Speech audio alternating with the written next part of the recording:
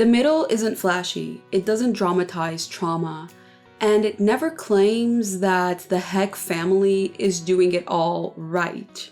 But in its quiet, chaotic way, it shows us something that we rarely see on screen. A functional family. Not a perfect one and not a polished one, but an emotionally safe one.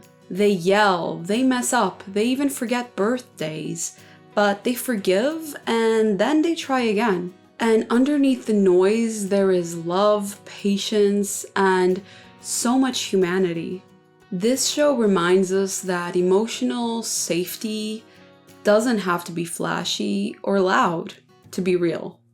The Hecks aren't a model family.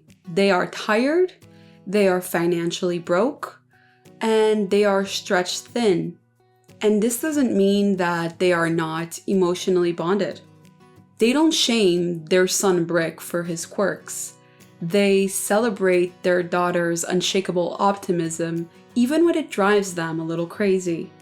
And they give their son Axel the space to mature emotionally at his own pace. You never hear them label each other, they don't talk down to one another, and they just live alongside each other, respecting each other's differences and even embracing them.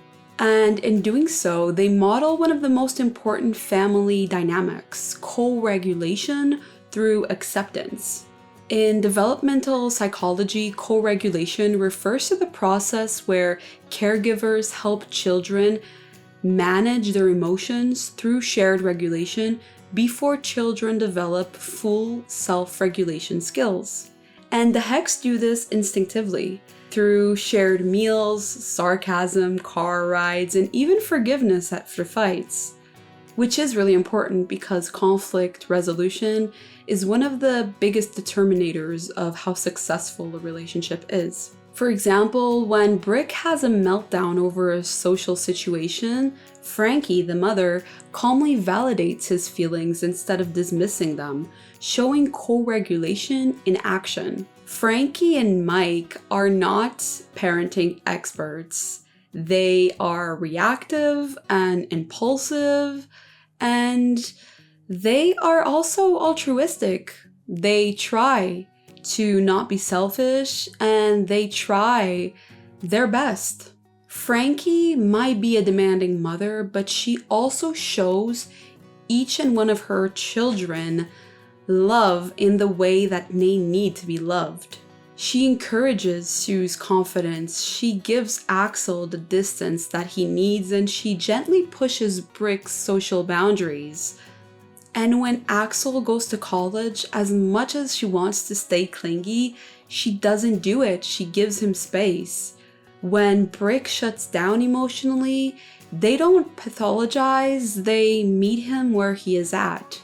And Mike is a father that is quiet but present. He is the kind of dad who sells his passion project diaper business just to keep Sue in school. The kind that doesn't say much, but when he does say something, he says it when it counts. In therapy terms, this is emotional availability. He is consistent, responsive, even when he's imperfect. And we are humans, so we are imperfect and we are all learning, even parents. And this quiet support that the father gives to his daughter can be seen when he reassures his daughter about her future without a grand speech. And this honesty and parental vulnerability and transparency is so much better than just getting the parental script right. They seem like a family of neurodivergence. They are different, and yet they are very emotionally safe too. Each member of the Heck family feels like they live in their own planet. Brick, he is likely autistic, socially anxious, and deeply internal. Sue possibly has ADHD. She is a very emotional girl, unfiltered, and resilient despite it all. And Axel, who is seemingly avoidant, is also emotionally soft beneath the bravado of his personality. And yet the show never diagnoses anyone. It gives the viewer space to decide and relate where they want to relate. It doesn't mock people either. It lets each character be without judgment and without shame. This reflects the principles of neurodiversity and unconditional positive regard, where differences are accepted rather than labeled as a pathology. And this is what makes this little sitcom so revolutionary in a way, because it shows that you can be weird and loud and different and still be loved, still feel safe, and still belong where you are. And there are opinions out there online that will label the Heck family as toxic and unvalidating, but I beg to disagree.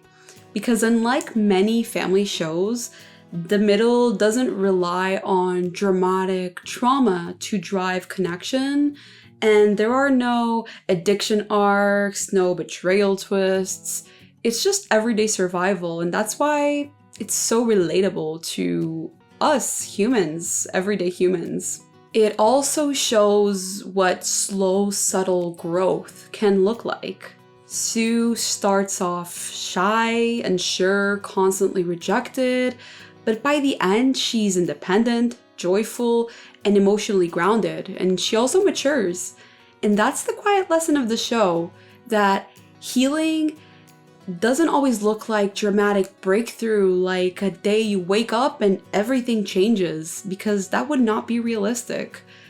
Sometimes, or rather often, healing looks like someone getting a little braver in each season.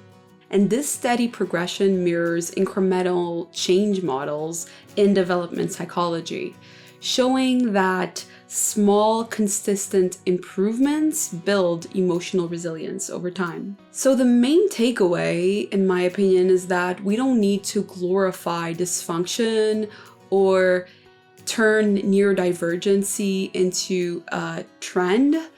And we also don't need to pretend that everything is fine. We can just quietly remind ourselves that even in the middle of all the mess, and there are so many humans that are messy because we are not perfect, love can still be consistent and connection can still be strong.